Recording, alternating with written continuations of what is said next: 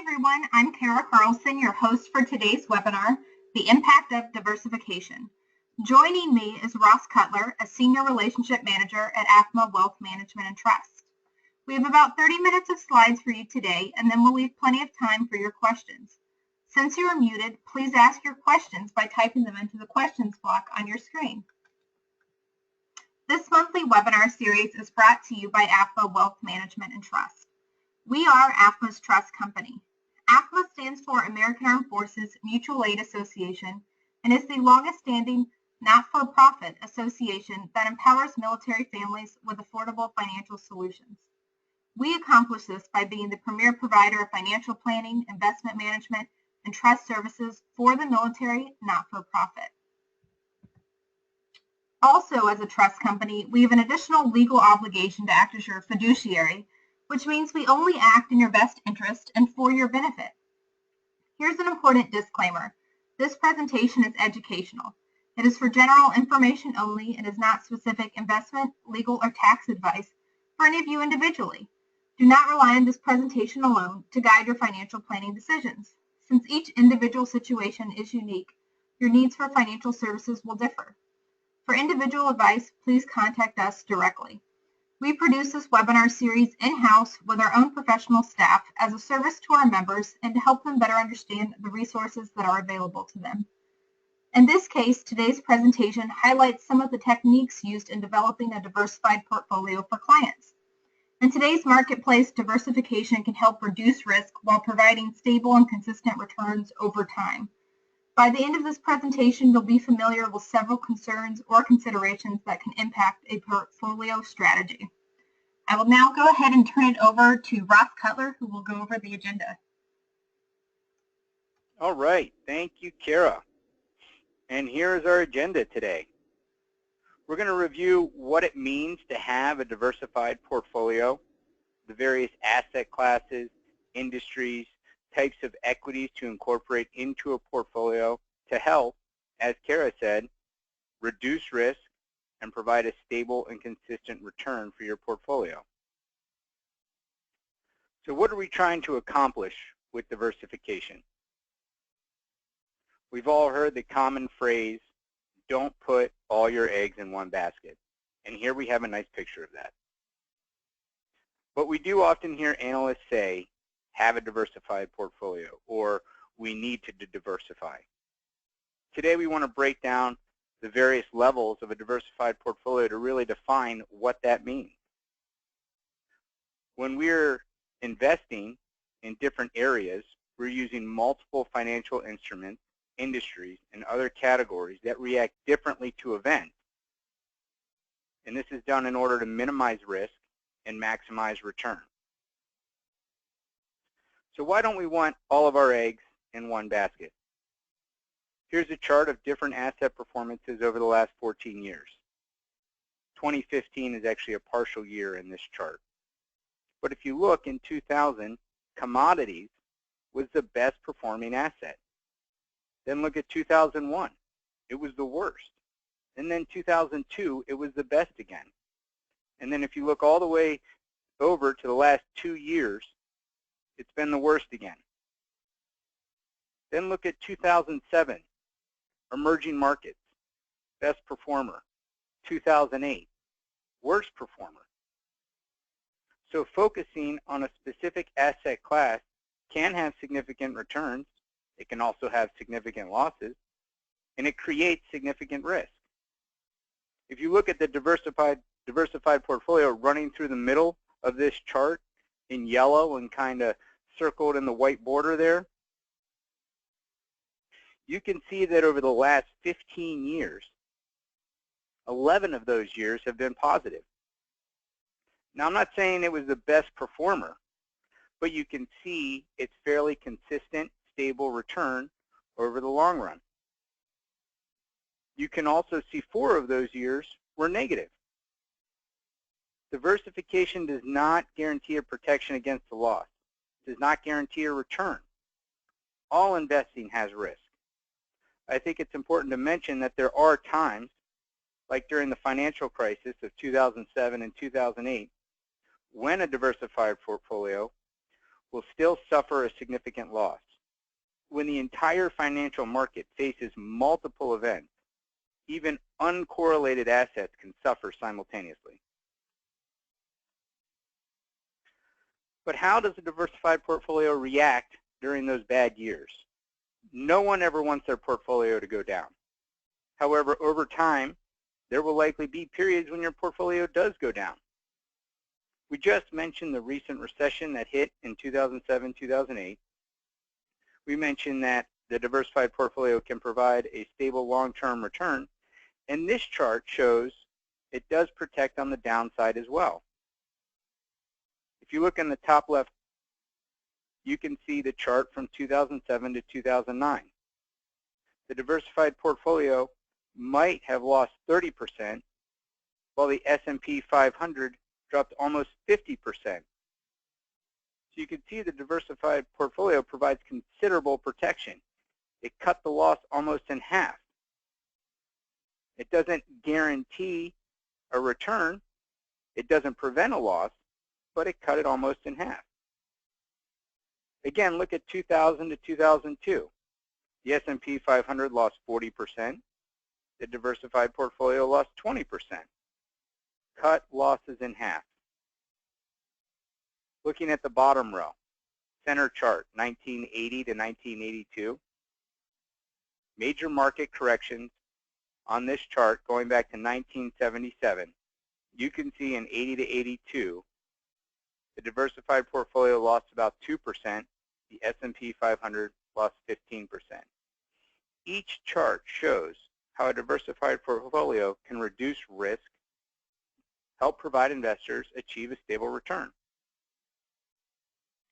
How does a diversified portfolio reduce risk? All investing has risk. But there are two main risks that we face in investing. Systematic risk, also called market risk. These are large macroeconomic risks to an entire economy, and they cannot be diversified away. This is risk that's inherent to investing. We can't get rid of this risk. Then we have unsystematic risk, also known as diversifiable risk. You can largely eliminate this risk with a diversified portfolio. The pieces of a diversified portfolio experience a negative shock are balanced out by those having a positive shock. You get the balanced return. So, we've talked about the benefits of diversification and how to help reduce risk, but how do we put that together in the right portfolio? Studies have demonstrated that asset allocation alone determines over 90% of an investment portfolio's return. Market timing and individual security selection explain very little of portfolio returns. Experts spend their entire lives predicting markets, but statistically are unable to beat the market. Looking at this chart, we have capital allocation, asset allocation, security allocation. And we're going to break that down. Now note this chart does say riskless, and I like to think of that as low risk. Keep in mind, even cash has risk. Inflation can impact the value of a dollar. It doesn't change the amount, but it changes the purchasing power of that dollar. If you reach into your pocket today and pull out a dollar, it's going to be a $1 bill. And you can do the same thing in 20 years. But what that dollar bill can purchase can change. Greater risk provides greater return. Low risk provides low return. So think about some of the investments today that provide low return. Those are the ones that have low risk. Certificates of deposit, low rates of return. 1-year CDs probably returning 0.25% right now. 5-year CDs probably returning 0.75% or around there. Money market funds probably returning 0.5% for most people. If you look at the Vanguard Prime Money Market Fund, it has been almost flat for the last 7 years. Very little return.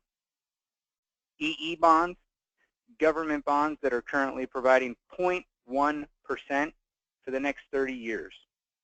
I bonds, which are similar to EE bonds, but have a fixed rate with an inflation adjustment, currently providing 0.26% return.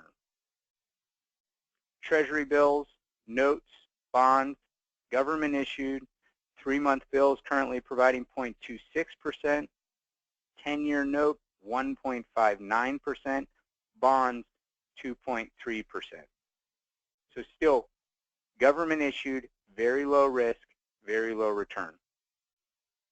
Then if you step up the risk slightly, corporate investment grade bonds, meaning BBB or higher, they are currently yielding just above 3%. So how much low investment risk should be a part of your portfolio? That depends on a couple of things, your time horizon and your risk tolerance. How does your time horizon impact your portfolio allocation? Well, this graph shows a simple investment strategy of stocks and bonds and the different risks associated with the investment horizon. We're not doing anything fancy. We're simply using the S&P 500 and long-term treasury bonds in this chart. Vertical axis shows the average annual. The x-axis running along the bottom shows the risk through standard deviation. Looking at the far right line with a 10-year time horizon point line, and that line represents an investment in 100% long-term treasury bonds. As you move up, the line shifts from 100% treasury bonds to 100% stocks at the top of that line. It moves in increments of 10. So the second point from the bottom shows a point of 10% stocks, 90% bonds. The third point, 20% stocks, 80% bonds. And you can see here on this line the least risky portfolio that maximizes return with the least amount of risk is between 20 to 30% stocks, 70 to 80% bonds. Let's shift over. The next line, 15-year time horizon. You can see the line shift and peaks around 30 to 40% stocks, 60 to 70% bonds. And the next line over, 20-year time horizon, the one with the triangle points. You can see the peak shift, 50% stocks, 50% bonds. And then if we go all the way to the left, the longest horizon here on this chart, 25-year time horizon, the peak shifts to 70% stocks, 30% bonds. Again, we're using this graph to focus on maximizing return while reducing risk. You can see that the greatest return isn't always at the lowest risk, but we want to be at that peak in a diversified portfolio. So you can see the time horizon can have a major impact on portfolio allocation. So as we consider low risk, fixed income allocation of a portfolio, I wanted to show a few key comments from last month's mid-year market webinar. First bullet point here, overweight corporate bonds. An improving economy means better profits, spending, and ultimately better credit ratings with fewer defaults. Second point, avoid long-term maturities. There is an inverse relationship between time to maturity and bond price sensitivity. The longer the time to maturity, the greater the sensitivity to rate changes. Rates are at historic lows, so if rates rise, long-term bonds will suffer the most.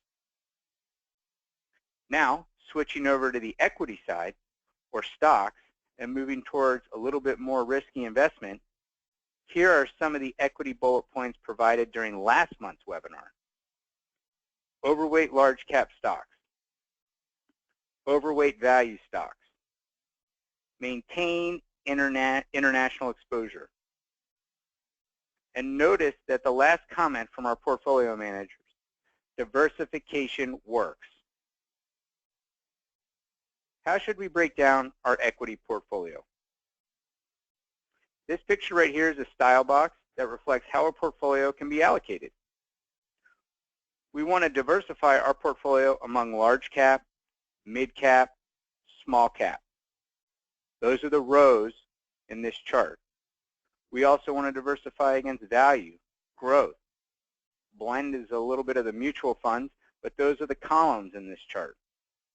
You can see the first circle on this chart is the area AAFMAA Wealth Management and Trust believes will outperform the market based on historical analysis. The second circle captures the rest of the large cap assets. Remember, diversification works. So we still want exposure to the mid-cap stocks, the third circle here, and small-cap stocks, the fourth, the bottom circle. Your equity portfolio should fill this entire box, a large percentage being at the top with the large cap stocks, and then skewed to the left in large cap value. Next, you want to ensure your portfolio provides exposure across multiple industries. Our portfolios cover 11 sectors of the market. This can help portfolios maintain exposure to each sector and protect against specific industry risk. And just quickly running through this list with a few examples I wanted to provide as far as stocks that cover this. Basic Materials, Dow Chemical would be an example, FMC Corp. Financial Services, Visa, PNC. Communication Services, Qualcomm, maybe American Tower. Energy stocks, Chevron, ExxonMobil, ConocoPhillips. Industrials, the big staple names, General Electric, Caterpillar. Technology, EMC. Consumer Defensive, Kraft. Healthcare, Merck, Pfizer. Again, I'm not recommending any of these stocks. I just wanted to provide a few examples of what your portfolio can use to provide exposure to these sectors of the market. Each of these industries can also be captured through mutual funds or ETFs. When you use mutual funds and ETFs, look at how those funds are invested. Sometimes we might hear from a client, I don't invest in technology stocks. I don't understand them. But when you drill down into the mutual funds and ETFs in their portfolio, they actually have a large position in technology. So it's important, look at the funds you select and ensure they are capturing what you intended to capture. Next, international exposure. Again, our portfolio manager stated, maintain exposure to international stocks. So consider various regions in your portfolios. North America, Latin America, Europe, Africa, Asia. Consider your international exposure to these markets to help provide that global diversification. Again, when you use mutual funds and ETFs, look at the actual holdings to see and understand the international and global exposure of your portfolio. So I hope this information helped break down some of the strategic considerations of a diversified portfolio. If you ever have any concerns about your portfolio and want to review your portfolio, you can actually set up a time with us to look over everything. We can analyze and review the risks and expected returns of your portfolio, how they compare to some of our portfolios. And in order to do this, we need a couple of things. Recall earlier that I mentioned time horizon and risk tolerance. So we do have a risk tolerance questionnaire to fill out. And then we'll also need a copy of the statements for the accounts you would like us to review and consider. And if you're interested in a portfolio review, please email Wealth Management, there at the bottom of your screen, wealthmanagement@afma.com. And we will respond back right away. On the next slide, you'll also see my information. If you ever want to give me a call and talk about your portfolio, I'm available anytime. Kara, I think that wraps up today's webinar. I think we do have some time to focus on some questions. Great. Thanks so much, Russ. That was a great discussion on why someone would need a diversified portfolio. So now, everyone, what are your questions for Ross? We've collected a few questions already, but please don't hesitate to ask others by typing them into the questions block on your screen. As a senior relationship manager, Ross is one of the wealth management professionals around which we build our client service teams. So depending upon your personal needs, those teams might also include a financial planner, investment officer, trust officer, or account administrator. So I'll go ahead and leave his contact information displayed here while we go through the questions and answers. All right, Ross, first question. How should one factor in a military pension in building a diversified portfolio? Do you recommend considering the military pension as a fixed income asset? Okay, great question.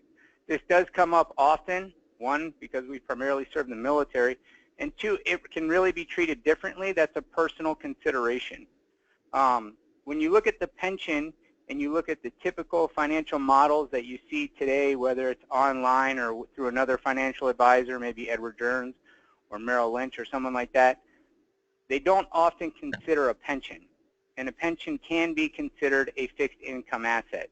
So we do use a synthetic bond portfolio if the client would like to see the impact of that pension in their portfolio to help provide some indication on how that could skew or adjust their overall portfolio.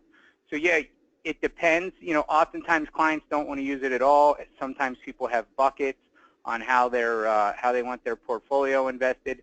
Sometimes they want to look at the big picture on how their entire asset family is invested. So it's really a personal decision. It can be put into the fixed income. A bond portfolio is what we use, and it can kind of give you a picture of your entire portfolio if you want to take a look at that. Great. Thanks, Ross. What percentage should be in stock and in cash? Oh, so again, that comes down to a personal decision. As you saw in the early slide on time horizon, we used fixed income. Cash is a little different. That's a liquidity need or an income need, so you really have a personal need there for cash.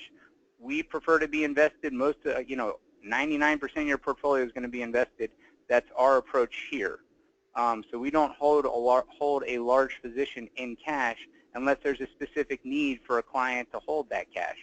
So that's a personal decision. Again, stocks, it depends on what your objective is. You know, people with an income objective could have a larger allocation towards fixed income. People with a growth objective could be allocated more towards equity and stock.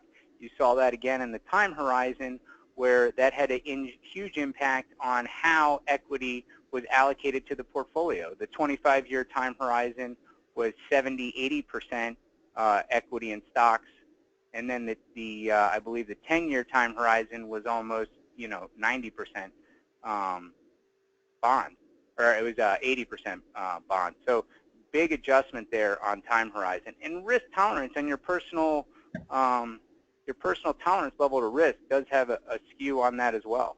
So it's a personal need. Great, thanks, Ross. Next question, how do I check if my portfolio is well diversified? Again, we offer the portfolio review. That's going to review exactly how your portfolio is allocated.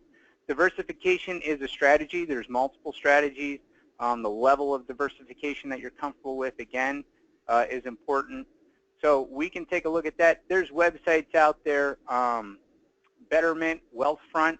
If you wanted to go online, I think you can put in your portfolio and they can kind of analyze how their portfolios stack up against your portfolio. So you can get an idea there, again, of are you diversified? Should you skew your portfolio one way or the other? And they'll provide some input on that as well. Great. Next question. Does a diversified portfolio include a portion in cash, gold, silver, or other monetary assets? If so, what percentage should be in such? We're getting back into the personal question there. Gold's become a subject, it's been in the news lately. It's important to kind of note gold's at a 2-year high, I believe. I haven't seen any adjustments this morning, but you know, if you look at a 2-year high, it's not a 5-year high, it's not a 10-year high, it's not a 20-year high, it's a 2-year high. Gold is a hedge in the portfolio. So, you know, think of house insurance. Your house might be worth $300,000.